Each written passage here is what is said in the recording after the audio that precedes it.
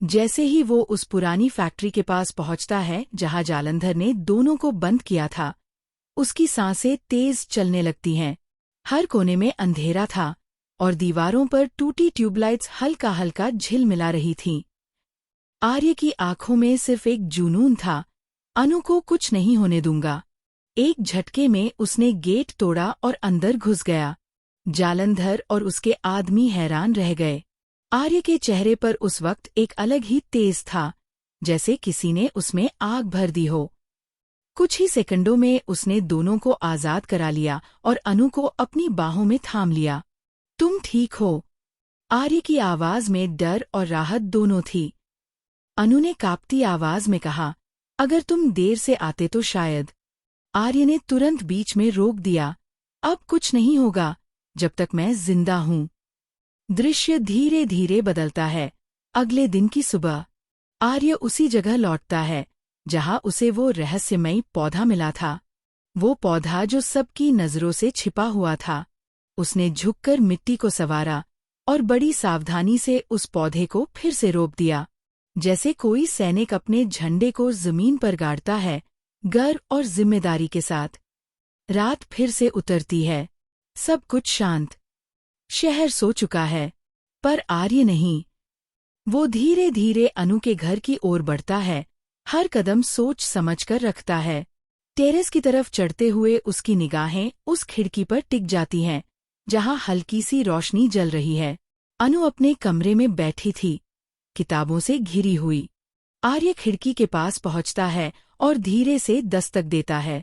अनु चौंकती है, लेकिन जैसे ही वो चेहरा देखती है, उसके होठों पर मुस्कान फैल जाती है। आर्य ने अपनी जेब से एक सुंदर सा पेन निकाला। सुनहरी रोशनी में वो चमक रहा था। ये तुम्हारे लिए, उसने कहा, कल तुम्हारा एग्जाम है ना? इस पेन से लिखना। हर शब्द तुम्हारे लिए सौभाग्य लेकर आएगा। अनु के चेहरे पर मासूम खुशी थी। वो पेन को ऐसे पकड़ती है जैसे कोई बच्चा पहली बार कोई तोहफा पा रहा हो। दोनों की बातचीत धीमे स्वर में चलती रहती है। हवा में हल्की सी ठंडक और उनके शब्दों में एक अजीब सी मिठास थी। तभी नीचे से किसी के कदमों की आवाज सुनाई देती है। शर्मा जी की नींद खुल चुकी थी। वो टेरेस की ओर बढ़ते हैं। आर्य तुरंत छिप जाता है। शर्मा जी की नजर अनु पर पड़ती है। तुम इस वक्त यहाँ क्या कर रही हो? अनु थोड़ी घबरा जाती है, लेकिन अगले ही पल खुद को संभालती है। कुछ नहीं पापा, सिमरन से बात कर रही थी। बस, नींद नहीं आ रही थी। शर्मा जी सिर हिलाकर वापस चले जाते हैं। अनु पीछे मुड़ती है। आर्य जा चुका था। बस वो पेन उसकी हथेली में था और उस पेन के साथ उसकी धड़कनों में एक अनकहा एहसास। अगली सुबह सूरज अभी पूरी तरह उगा भी नहीं था। अनु और सिमरन जल्दी जल्दी कॉलेज के लिए निकलती हैं। सड़क पर एक ऑटो रुकता है। ड्राइवर मुस्कुराता है। कॉलेज चलना है बेटा? बैठ जाओ, छोड़ देता हूँ। अनु और सिमरन बिना सोचे बैठ जाती हैं। उन्हें क्या पता था कि वो ड्राइवर कोई और नहीं, जालंधर है। ऑटो चलते चलते एक सुनसान रास्ते पर मुड़ता है। अनु पूछती है, ये रास्ता कॉलेज का तो नहीं लगता? जालंधर मुस्कुरा देता है, शॉर्टकट है। फिर वो पीछे मुड़कर कहता है, लो बेटा, ये प्रसाद है। इसे खाओगे तो तुम्हारे एग्जाम बहुत अच्छे होंगे।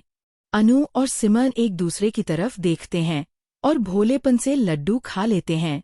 कुछ ही पलों में उनकी आंखें भारी होने लगती हैं, सब कुछ धुंधला पड़ने लगता है। और फिर अंधेरा। जालंधर अपने फोन पर झिंडे को कॉल करता है।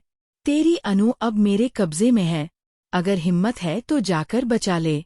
दूसरी तरफ झिंडा गुस्से से कांप उठता है। उधर आर्य को जब यह खबर मिलती है तो उसकी रगों में खून खौल उठता है।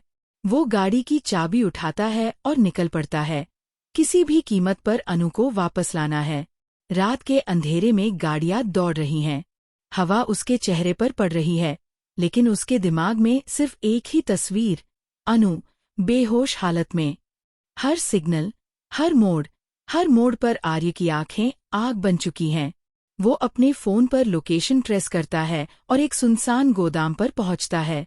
दरवाजे के अंदर जालंधर खड़ा है, उसकी आंखों में जीत की चमक। बहुत प्यार है ना तुझे अनु से? वो तंज कसता है। आर्य चुप रहता है, उसकी मुट्ठियां भींची हुई हैं। तो चल, आज देखते हैं कि प्यार जीतता है या नफरत, जालंधर कहता है। इसके बाद जो होता है वो किसी फिल्म से कम नहीं। आर्य और जालंधर के बीच जबरदस्त लड़ाई होती है। हर घूंसे में जुनून, हर वार में गुस्सा। आखिरकार आर्य अनु को अपनी बाहों में उठा लेता है और वहां से निकल जाता है। अगले दिन जब झिंडे को खबर मिलती है कि आर्य ने अनु को बचा लिया है, वो सन्न रह जाता है। कैसे कर लिया उसने ये सब? झिंडे की आवाज में हैरानी और गुस्सा दोनों हैं। आर्य उसकी तरफ देखकर शांत स्वर में कहता है, अगर हिम्मत है तो सामने आकर लड़ो। पीछे से वार करना तुम्हें शोभा नहीं देता।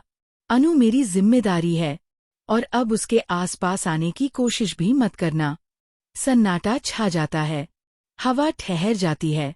आर्य अनु की ओर देखता है।